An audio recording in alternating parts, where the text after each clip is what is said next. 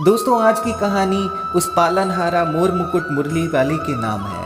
नमस्कार दोस्तों, मैं सर्वेश शर्मा आप सबका अपने YouTube चैनल पर बहुत बहुत स्वागत करता हूं। चलिए शुरुआत करते हैं कहानी की। हर समय कंठी माला लेकर बैठे रहते हो, कभी कुछ दो पैसे का इंतजाम करो, लड़की के लिए लड़का नहीं देखना। आज फिर निर्मला ने रोज की तरह सुबह से ही बड़बड़ाना शुरू कर दिया। अरे भाग्यवान, ईश्वर पर विश्वास रखो, समय पर सब हो जाएगा, चौबे जी ने अपना गमछा संभालते हुए कहा। इन चरणों में जो भी आए उसका जन्म सफल हो जाए। हाँ हाँ, ईश्वर तो जैसे घर बैठे ही लड़का भेज देंगे। भगवान के पास तो कोई काम है नहीं, सिर्फ आपका ही ध्यान रखने के अलावा। अरे क्यों पूरा दिन चकचक करती रहती हो? वैसे चौबे जी कभी गुस्सा नहीं होते, वो तो बीमारी के चलते नौकरी छोड़ दी थी।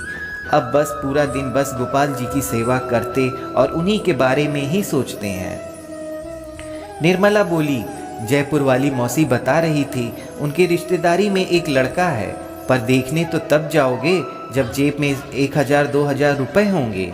जो 10-20 रुपए बचते हैं उन्हें भी अपने दोस्तों को उधार दे देते हो। आज तक लौटाए हैं किसी दोस्तों ने? पर आज तक कभी किसी चीज़ की कोई कमी हुई है भाग्यवान? नहीं ना, आगे भी नहीं होगी ईश्वर की कृपा से। तुम तो मुझे भजन भी नहीं करने देती। भजन ही करना था तो शादी क्यों की? अब क्या वो बैठे बिठाए तुम्हारी लड़की की शादी भी कर जाएंगे? हाँ रहने दो बस, यह लो थैला पकड़ो और जाओ बाजार से रसोई के लिए सामान ले आओ। और हाँ, जिस लड़के के बारे में मैंने बात की है उसके बारे में जरा सोचना, परसों जाना है तुम्हें। अब थोड़े बहुत पैसों के लिए हम एफडी तो तोड़वाएंगे नहीं, सो जो यार दोस्तों को उधार दे रखा है उनसे ज़रा मांग लो। थैला लेकर चौबे जी निकल तो गए, लेकिन विचार यही है मन में, पैसों का इंतज़ाम कैसे होगा। सब्जी लेने से पहले जरा अपने एक दोस्त से अपने पैसों की बात कर ली जाए। जिस दुकान में काम करता है वो भी पास में ही है। मोहनलाल ने अपने मित्र को देखा तो गले लगा लिया। अरे चौबे जी, कैसे आना हुआ? कुछ ना भैया, कुछ समस्या आन पड़ी है, पैसों की सख्त ज़रूरत है।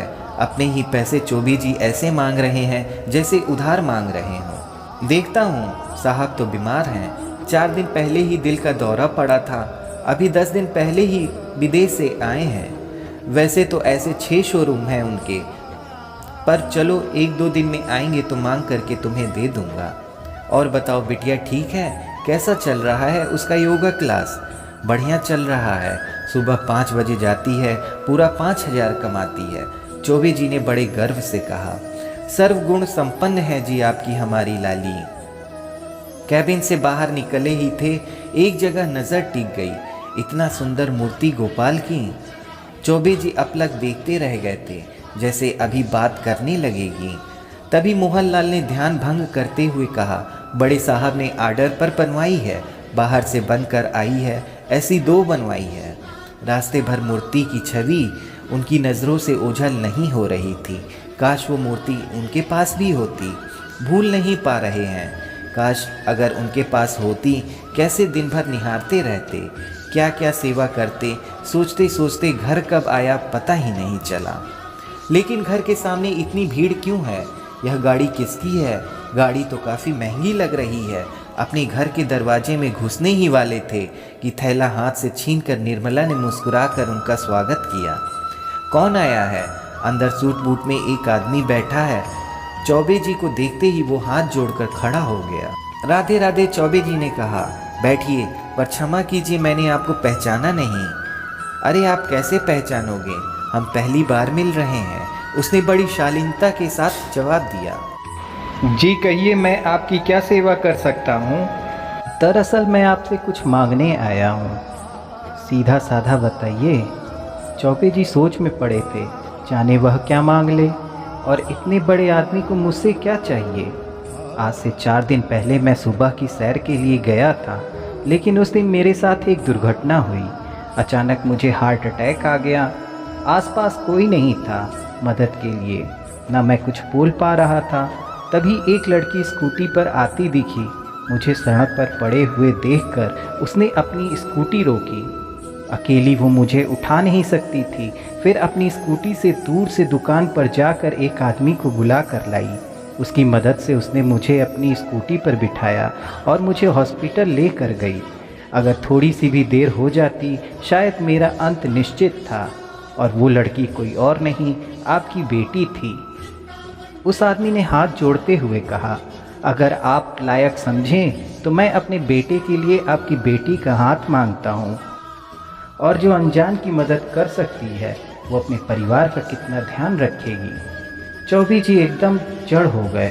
वह विश्वास नहीं कर पा रहे थे।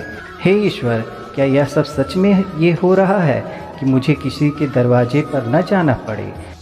इस स्थिति से बाहर निकले भी नहीं थे कि तभी उन्होंने अपने पास रखे हुए बैग में से एक बक्सा निकाला, उन्हें देते हुए कहा कि शगुन का एक छोटा सा तोहफा है, मना मत करना। चौबे जी ने खोलते हुए देखा, इसमें वही बाल गोपाल की मूर्ति थी जिसे अभी शोरूम से देखकर आए थे, जो आंखों के सामने से ओझल नहीं हो रही थी, जिसे देखते ही मन में ख्याल आया कि काश मेरे मंदिर में होती। आज ऊपर वाले ने प्रमाणित कर दिया कि मुझे उसका जितना ख्याल है उससे कहीं ज़्यादा उसे मेरा ख्याल है। सदैव प्रसन्न रहिए, जो प्राप्त है पर्याप्त है। तो दोस्तों, कैसी लगी आज की ये कहानी। दोस्तों, फेसबुक व्हाट्सएप पर आपने ढेर सारी कहानियों को बहुत लाइक किया होगा। आज कुछ ऐसी कहानियों को लाइक करें जो हमें प्रेरणा दे सके। कल फिर मिलेंगे एक नई कहानी, एक नई वीडियो के साथ। तब तक के लिए नमस्कार, आदाब, सत श्री अकाल।